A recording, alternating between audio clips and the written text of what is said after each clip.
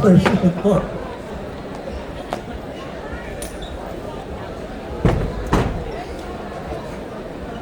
So, baton, di ba?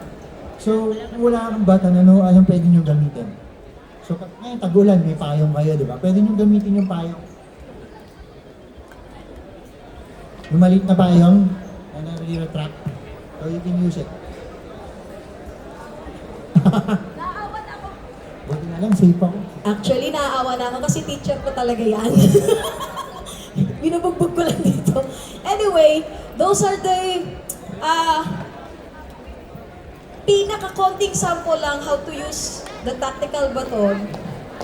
Whatever kung anong gamitin nyo. Basta, Ballpen, baton. ballpen baton. Ang sinasabi namin dito, flexibility ninyo at yung preparedness ninyo kahit anong situation, kahit anong hawak nyo. Kuha? Okay. Okay.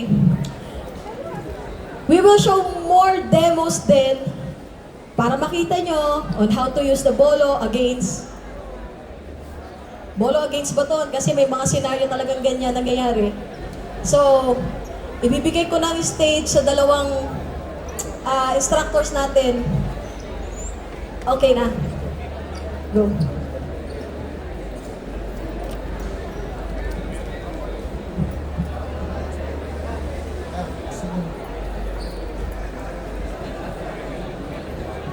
Okay, they're okay.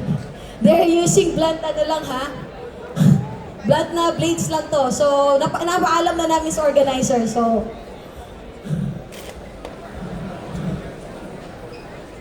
okay.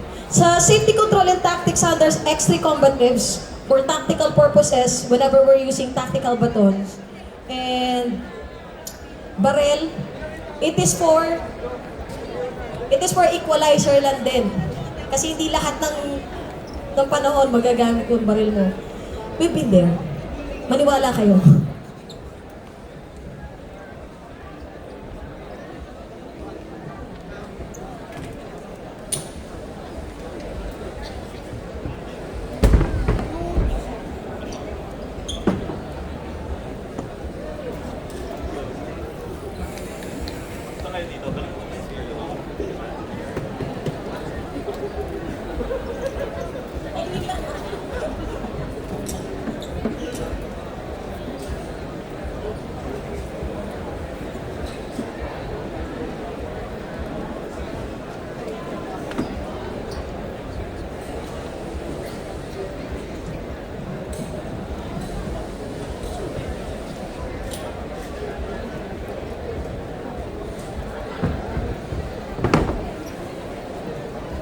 Alam nyo, tinuturo namin to most of the time sa mga law enforcer using baton para ma-less yung solution nila ng barilin na lang.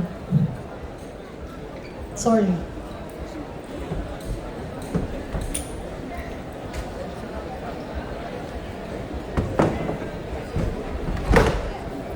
Okay, manira ng gamit, wala akong pambayad. Yan to.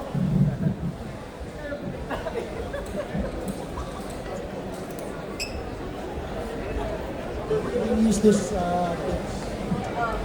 my advice, if you can find a train instructor, train po kayo. Not only sa blades, pati sa firearm. Kung kayo first time nyo kumuha ng baril, maraming training school dito. Maraming magagaling. Suggestion ko yung proficiency muna. Huwag nyo munang aralin yung mga tactical na ano. Isipin nyo saan nyo tinutok yung baril nyo, dapat din babagsak yung bala. Kasi mag-divide ka ng ilang inches sa 3 meters, pag umabot ka ng 50, ang layo nun. Mga nasa 10 inch yun. Paano kung may bata sa gilid? So makakatama ka ng dapat tamaan. So train yourself. Pagkakuha nyo ng firearm, maghanap kayo ng mga trainer. Maraming magagaling dito sa Pilipinas. Guys, meron ba? May katap? So, Flashlight. Okay. flashlight. Okay, most of the time, ginagamit naman namin ang tactical flashlight to distract. May strobe yun, di ba? Yeah. To distract para mawala din yung sight. And then you can do your own na. Most of the time, pag na-distract mo na, tumakbo ka na lang. Iwas kaso. Oo.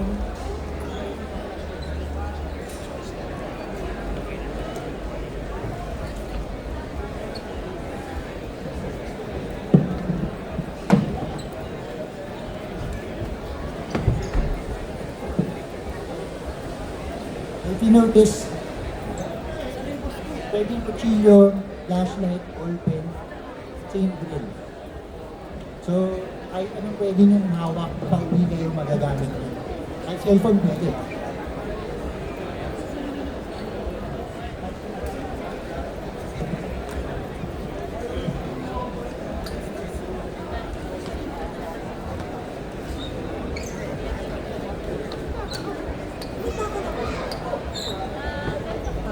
Okay.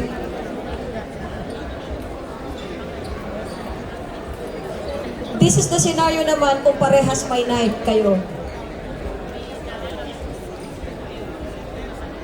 Kung mapapansin nyo, laging ito. These are the human blades natin.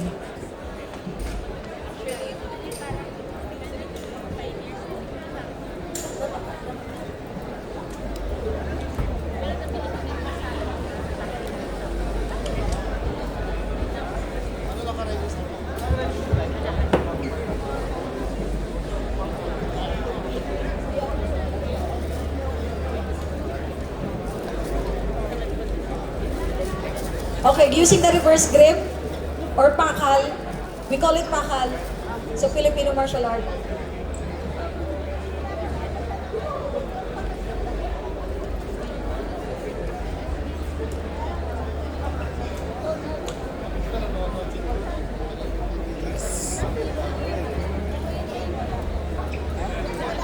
Pusat ng bahay ka.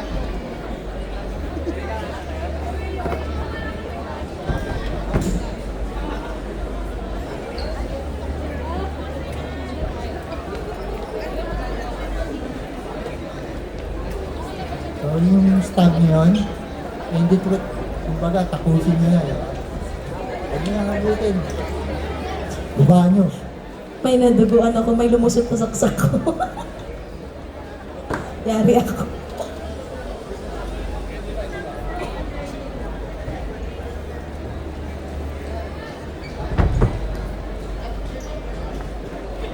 Guys, sige. Habang nagdi-demo, alam ko may mga flaws na nangyayari. Do you have some questions? Ganito kasi yan. I-explain ko sa inyo, ba't parang ewan? In a real scenario, mukha talagang ewan ang fighting. Pag too perfect yan, choreograph yan. To be honest. Malinis? Sila kasi hindi nila alam talaga. Alam mo yung practice na yan, ang pinaka-practice namin is yung drill lang talaga. Pero kahit sino,